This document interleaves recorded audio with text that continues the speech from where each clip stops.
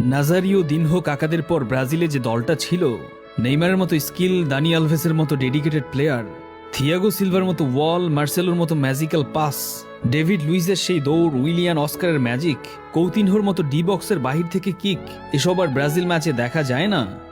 গত কয়েক বছর আগেও ব্রাজিলের জয় নিয়ে টেনশন করা লাগতো না, বরং কয় গোলে জিতবে সেটা নিয়েই ভাবনায় থাকতো দর্শকরা। আবার সেই পুরনো ব্রাজিল কখন যে ফিরবে? 22টি বিশ্বকাপের সবগুলোতেই অংশগ্রহণ করা ব্রাজিলের বিশ্বকাপ খেলা নিয়েই শঙ্কা। এমন পরিস্থিতি তো ইতিহাসেই বিরল। তবে 2002 বিশ্বকাপ আগেও কিন্তু তারকাখচিত ব্রাজিল দলটি খুঁড়িয়ে খুঁড়িয়ে বাছাই পর্ব অতিক্রম করেছিল। সেবার মূল পর্বে কি ঘটেছিল তা আমাদের সবারই জানা।